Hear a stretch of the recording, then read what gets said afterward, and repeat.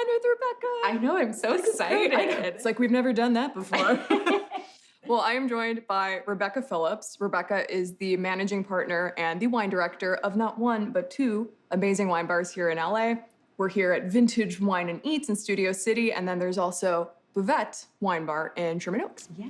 So thank you so much for drinking more wine with me today. Thank you for bringing me wine. Isn't it fun? So we're gonna drink a couple of bottles from a producer that I think you're pretty familiar with. So this is wine made by the Keush Armenian family in Armenia. I'm kind of celebrating the release of Cup of Salvation in theaters right now, and you did have a chance to see it, yeah? I did. What do you think? I was blown away. I don't know what I was expecting, but it was not what I expected in Really? a good way. In a good way. Yeah, it's a story that has so much heart and passion, and I was blown away. Yeah, it's a really incredible story, and I think it's fascinating how sommeliers, wine professionals, and of course, like the wider wine drinking market doesn't really know about Armenian wine, but it's like an ancient winemaking country, right? Yeah, I mean, and here in LA we have, a large population of Armenians, and I always think it's so interesting that sometimes they'll come into the bar and they're not even familiar with some of the, the wines that are coming out of the country right now that are awesome. So it's, I think, a really exciting time for the country, and I'm really excited about the quality of the wines that we're getting to taste right now. Yeah, I mean, these are two traditional method sparkling wines that they make, and that's a very hard wine to make. A traditional method sparkling. Like, it's one thing, it's hard enough to make like any quality wine, right? But then to go and make a traditional method sparkling, I think is a ballsy move. But as we know in the film, Vahe's a ballsy guy. But I'm happy about it because I always want some sparkling. Do you want to help me open these? And Yes, let's do it. Start pouring. So have you tasted both of these wines before? I have. Okay. So I was introduced to these wines a couple of years ago. A friend of mine, Dana, who works for Storica, the importer, had brought them in for me to try, and I was just blown away by finding grapes I'd never heard of. Yeah. And then when she, started to tell me about the history of the region, I just got so excited. And I have, a lot of friends who are Armenian, and the culture is so widespread here in LA. So I was like, this is so cool. I'm like, how did I not know about this? Well, and I think also as like Soms, to find something new that we don't know about is pretty, I mean, not that like we know everything, there's always more to learn, but to find, again, like this region with this story and this history, and we're talking like, nice. We're not talking, I mean, yeah, like Burgundy has a ton of history. I mean, all of these wine regions across Europe have a ton of history, but we're talking like 6,000 potentially plus years of winemaking history in Armenia, right? Like, they were making wine at the same time that human beings were figuring out the wheel. Yeah. Which I think is amazing that we already had figured out how to ferment things. And we're like, oh yeah, the wheel, that works too. Totally. Thank God we have wine to celebrate inventing the yeah. wheel. I'm gonna pour you a little bit of rosé. And so you also did a class at Buvette recently on Armenian did, wines. yeah. So I actually chose this wine last year to be part of our wine club. Nice. Last year. Because I was so excited about it. And we've featured some of the Zulal wines on our menu as well. Mm-hmm. So yeah, when the film came out, I was kind of inspired again. And I was like, this is a great time to pull these wines again and do a little class and share some of this incredible history and these high quality wines. And these high quality wines, how did people receive it? They loved it. Yeah. Yeah, absolutely. That's Yeah, I think when you have an awesome story, it's exciting, and sometimes it can help sell the wine. But if the juice isn't good, then the story is kind of Very moot, true. right? Very true. So I think these are so exciting because the story is so incredible, the history is so amazing, and then you taste the juice and you're like, and that's good juice. Okay. That's very true. Yeah. If you don't have good wine, what's the point? But it's cool to see a lot of these ancient regions. You're seeing Georgia as well. I mean, that whole area before there were, the modern day countries, that's considered, as far as we know, to be the birthplace of wine.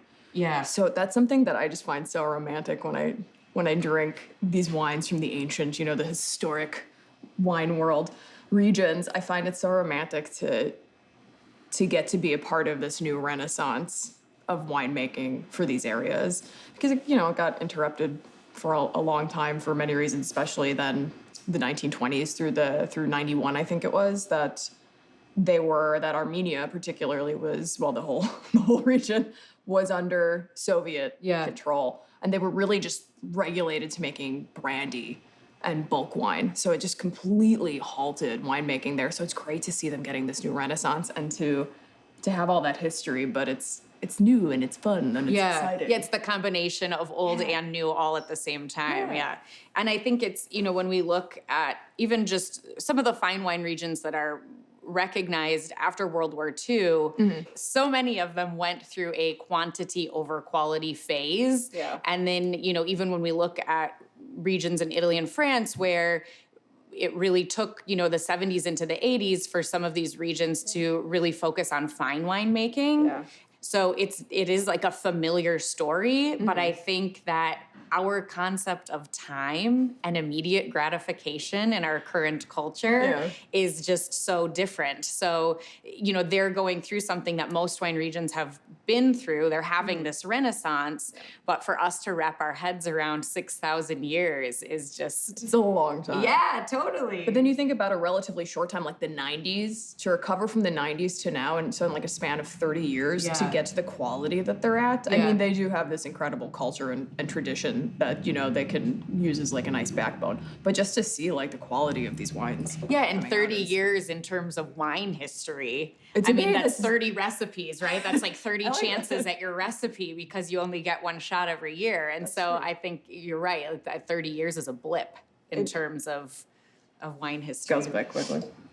So can you tell me a little bit about the... Yeah, so this is 70% Vosgahat and then 30% Katuni. Correct. And it spends about 22 months minimum aging on the lees. So I feel like most consumers consider champagne the benchmark for quality sparkling wine. So this is spending almost double the amount of minimum time that a non-vintage champagne spends on the lees. So we already have, a nice time here, and I think you can really taste the quality of that. Oh my God, absolutely. It's so, like, what notes do you get when you get your nose in there? What's coming really out of the pretty, glass? like,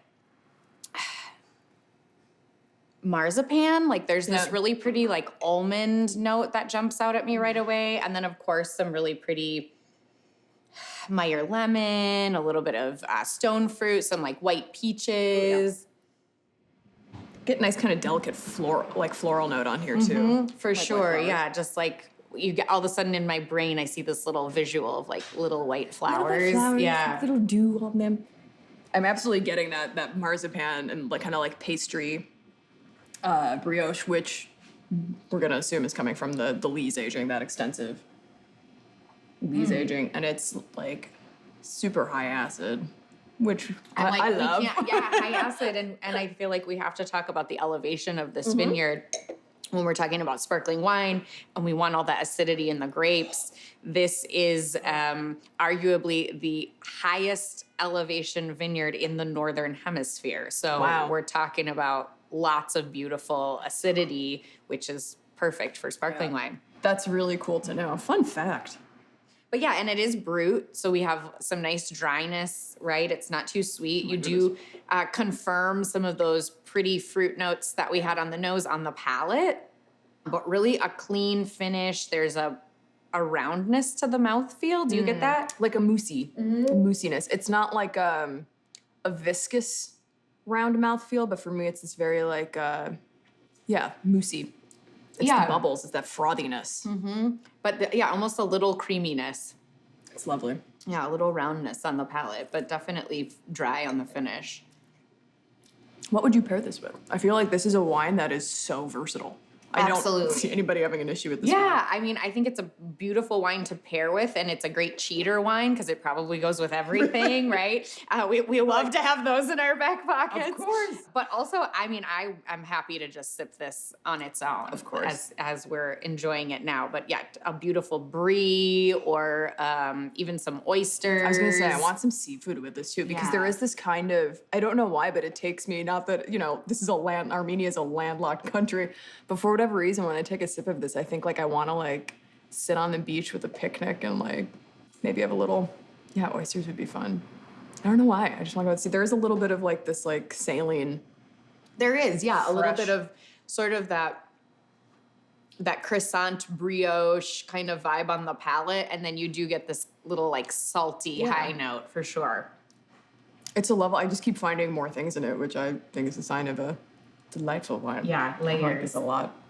Should we go on to rosé? Yes. So now this guy is 100% already. Wow, that smells so amazing. Oh my God, so different too, right? To smell them next to each sexy, other. though. This is just like. That's like, for me, this is like a very, it does have that creaminess, but it's a little more playful, and this is a little more sensual. Sorry.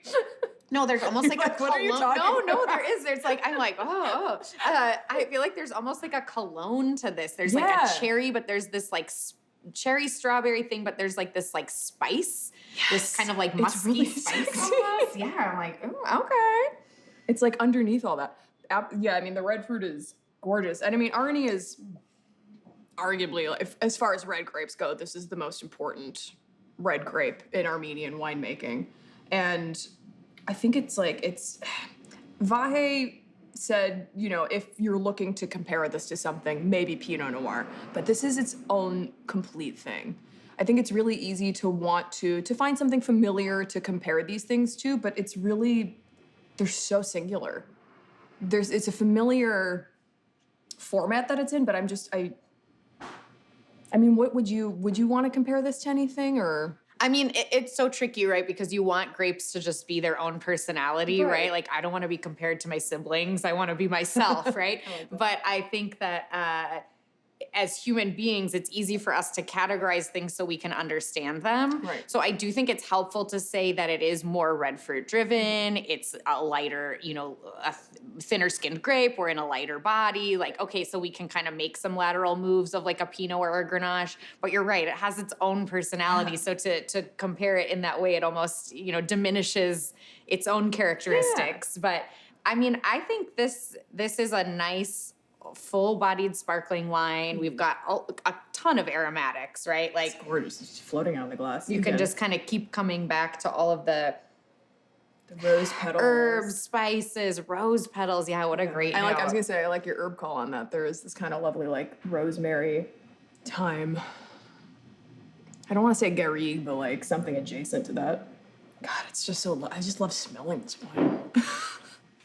Peach, strawberry, but on the palate, everything is so underripe. What do we think about pairing with the rosé? Well, I think because it does have a little more oomph to it, right? I feel like we've cranked the dial a couple of notches with this. So, I mean, a burger with a white cheese, I feel like would be bomb. I love that call. Anything deep fried, like fried chicken, and this I feel like would be amazing.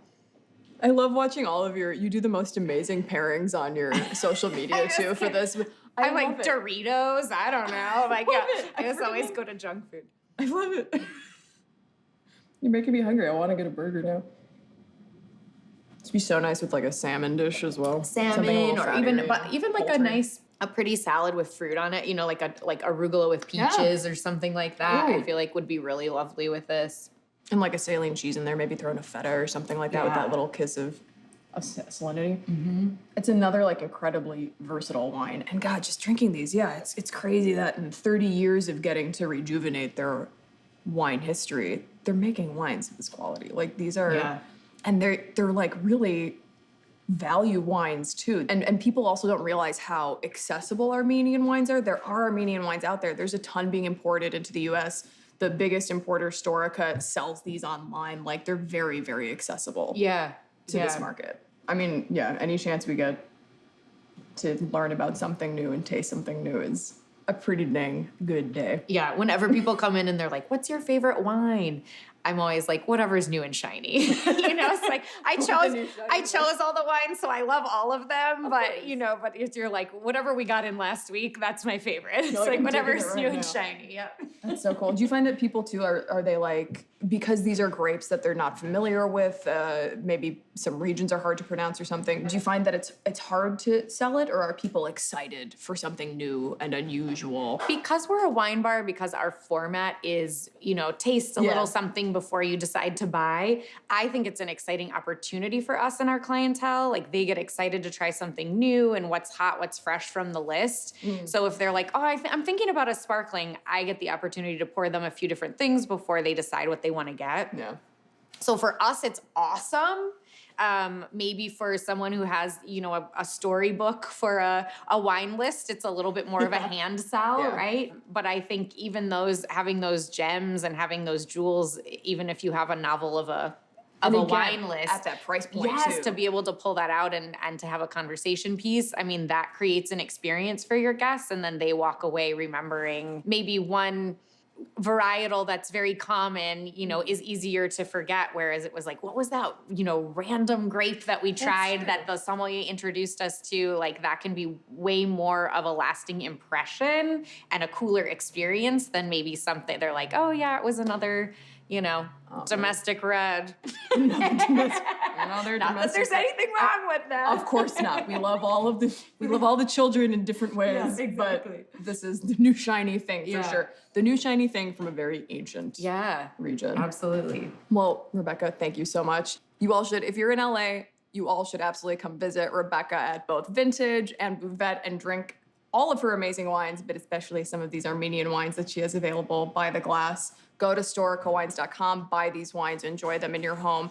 And if it's coming to your city, which it is, it's coming to a lot of cities all over the world, go check out Somm Cup of Salvation. It's an incredible story about the history of wine and, of course, family, where we all come from. And there's a fun, cool little twist on there as well. So go check that out. Rebecca, I love drinking wine with you. I know. I'm like, let's do this more often. Let's do this all the time. Cheers, babe.